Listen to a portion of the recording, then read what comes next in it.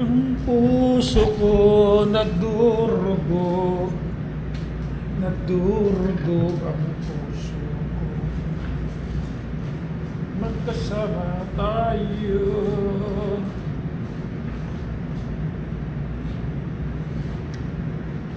Kailan saan pa mo July July 23. Hindi alis dito mga 20 kasi Vancouver eh. Tayo ah.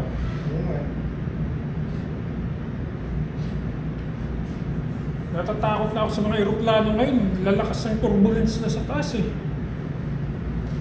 Yung last ko na sus. Sa lahat ng sakay ko ng eroplano, doon ako napadasal. Hindi sa biro. Sa ayos. Doon talaga napasigaw na sa turbulence sa grabe to. Ay, putang na. Nung bago lang ako, baliwala sa akin yun. Hindi ko... Pero ngayon, putang na, makaramdam na ako ng konting... Ngayon? Yung para bang minamasa ka muna bago ka i-shot. Ginagano ka, pag gano'n na, putang na. Para sasabihin ko, parang ayaw ko na sumampa. So, pagka gano'n... may higit isang oras? Gaganyan-ganyan mo? Oo, minamasa tapos ka. biglang, bang! Kasi papasok yan ng clouds eh. Oo. Papasok ng clouds, parang bus na, parang paglabas ng clouds, biglang... Kala mo natalisod eh, hinulog eh. Parang kang... Sa likod ko, sumisigaw na eh. Tawa-tawa ako niyan nung nasubukan namin yan dito, Pamindanao, galing dito Maynila. Putang na, yung mga babae, hiyawan eh. Kaya ako maliwala lang kasi sanay na ako sa labas eh. Pero putang na sila. Gumagano, para kami namasa eh. Kinabahan talaga ako na kasi ang tagal eh. Sa lahat ng sakay ko, sabi ko, ito lang talagang napadasal lang eh. Sabi ko, huwag mo na lang. Hindi pa tapos yung mga project ko. Ganun lang yun eh.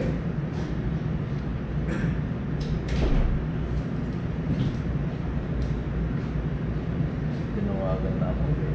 Tinawagan ka ng company mo? Hindi sir, yung one, ina-applyan kong welding. Ina-apply mo? Oo, sa NC1. Isma 1. Ah, sa NC1. Opo, welding. Mag-NC1 ka muna.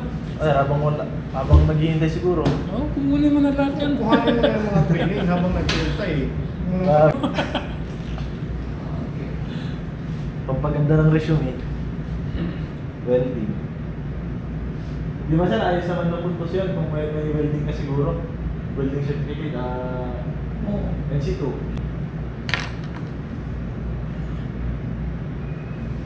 Ang puso ko nagdarga.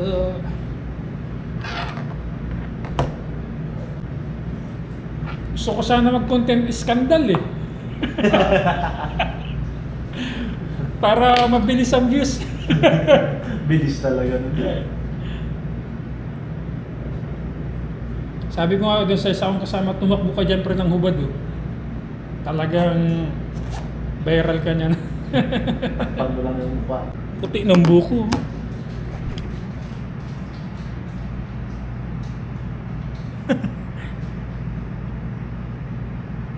Ikaw sir, ilang taong ka na sir? Oo na. 20 pa lang sir. Ako, ilan? Sabi sir, 45. Sa tandaan na lang nanay ko sa ilang dalawang taon. Anong nanay mo? Ilang taon? 47. 47 oh. Matanda ka lang 2 buwan sa akin. Ay, Dalawang taon. may naging birthday nga dyan eh. 21-year-old. Sabi niya, napataan siya ng tatay niya eh. Tinanong ko kung anong edad ng tatay niya eh. Kasing edad ko lang eh. Pero 21-year-old siya. Tawa ka ng tawa kasi. Sabi ko, pre, kasing edad ko lang tatay mo ha. Maaga sir. High school pa lang siguro yun. Okay.